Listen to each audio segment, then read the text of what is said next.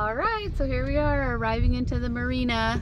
It's the kids and I first time to see the boat in person. So we're just gonna get here, talk to the people in the marina about helping us do some of the bottom job that needs to be done, the keel repair and painting the bottom of the boat. Michael might end up doing the work. But we're just going to kind of talk to them about pricing and timing if we were to get some help getting that stuff done. And then, like I said, the kids and I first time seeing the boat. So that's kind of what it looks like here. We're in Fort Pierce, Florida. Michael's driving us.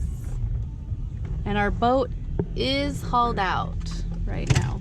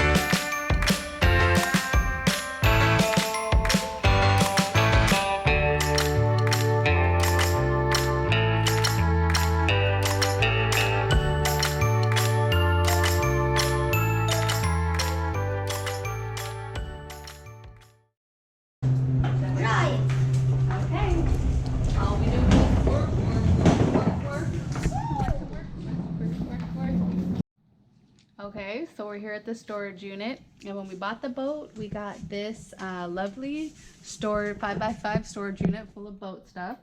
So basically right now we just need to go through and figure out what we need to keep, take to the boat, maybe what needs to be tossed or donated, because we need to clear this storage out, and about the next week and a half is all we have this unit for. So we need to go through all this random stuff here with our lovely kids.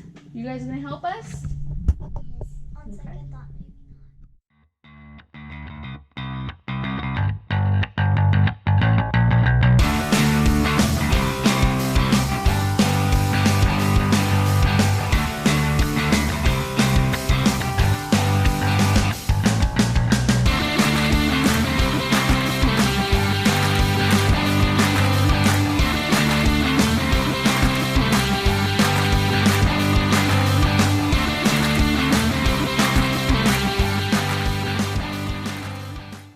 maybe with all our stuff. Well, not our stuff, the boat stuff.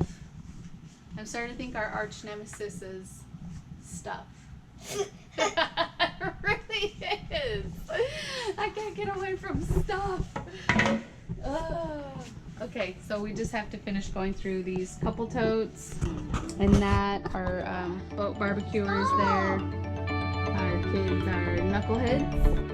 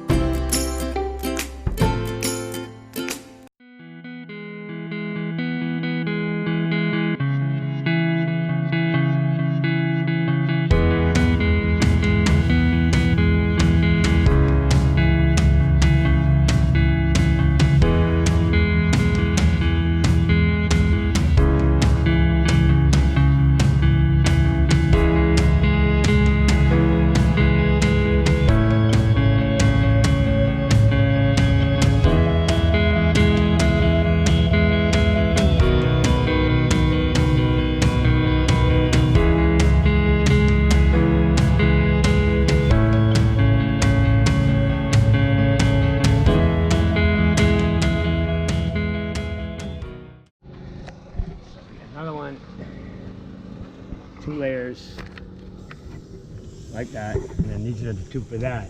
And then I'm actually going to come back in about 3 hours and lay up 2 more layers up to the finished cloth. Yeah. It cures in seconds. But it has to be epoxy. Anything below the waterline has to be epoxy. It has to be epoxy because it's a permeation thing. Because polyester and vinyl ester, it's a isophthalic and an oxophthalic resin. What is vinyl ester is like a poor man's epoxy. You can use it, get away with it for like filling something on the bottom. When you're doing structure, you want epoxy. Epoxy is the steel. It's like Trump.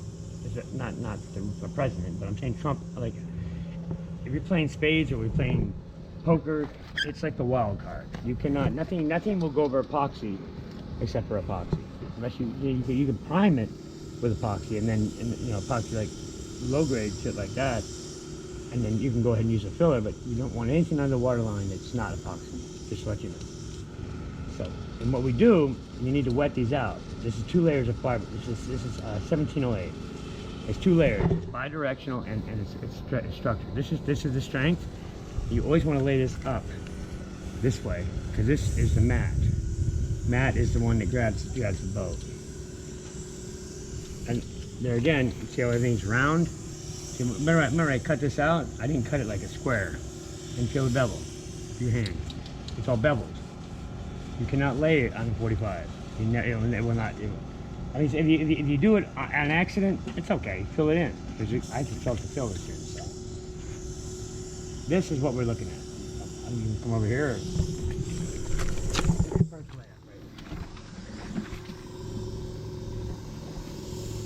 Okay. And then what we're going to do here, we're just going to take another piece of glass going that way.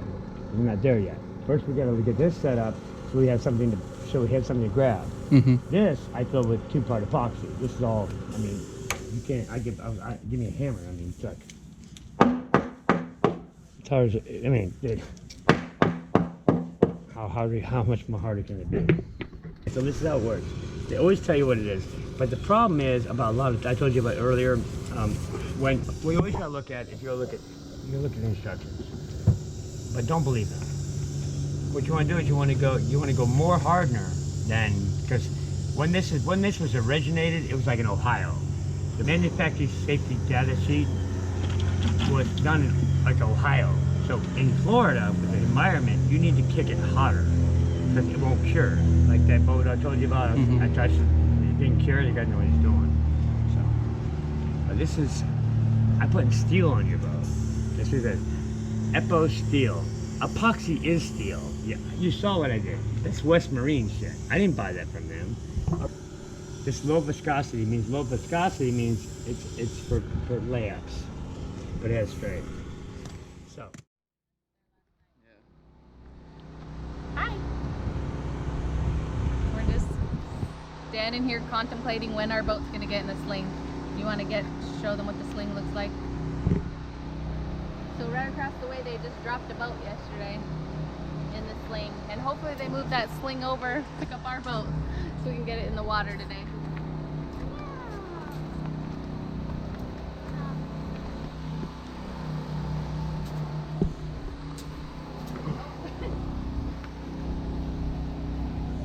All right, so this was the crack in the keel part that I was concerned about when we bought the boat, and that's the reason why we decided to go ahead and leave it on the hard so we can get it repaired. This crack actually goes around, and it went on both sides over here. You can kind of see the remaining evidence of the crack, and then also on the bottom part of the keel where the lead meets up with the rest of the keel, there was a little crack line there that we had filled in and repaired. So with the bottom job itself, there's a few items that I really didn't know much about. One is this crack here, kind of how to do it. I've done a little bit of fiberglass, never really anything structural, just kind of like messing around, learning from some people that were doing fiberglass. So I wanted to hire a professional to come in and do it. And then also this bottom keel thing, I didn't know if to fill it, this keel crack, or to just fill it with some epoxy, and or if I needed to glass it. So I hired a gentleman to do it. Now, with all this said, there's a couple different things that we also did. We took off the old name, which a lot of people say that's a no-no, and we put on the new name that the vessel's going to be called. And the other thing that we learned a lot about was contracting and how that works. As you can see, I don't know if you guys can see it very well, but along the edge here, the contractor that we used, he talked a big game about being able to do a lot of things. There was a lot of cracking in the paint right here, one of the layers, two of the layers, and his whole job was to sand it down and make it smooth. But I don't know if you guys can see that or not, but there is some cracking still that was supposed to be sanded down and made smooth. I did have another bid from a gentleman that was quite a bit more. He wanted $4,000, between $400 and $4,500, just to do it more, I don't know, proper, I guess is what you'd say. So, you know, in the boat world, boat automatically stands for break out another $1,000. I should have just broke out and paid the gentleman. I wouldn't have had to worry. It would have been probably done a little bit better, but you know, it's the boat life. You gotta go real cheap to learn your lessons. So for all of you out there, I would not go cheap. I would learn my lesson and get the right person for the right job.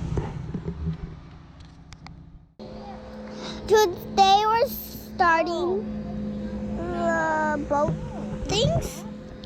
So let's get started.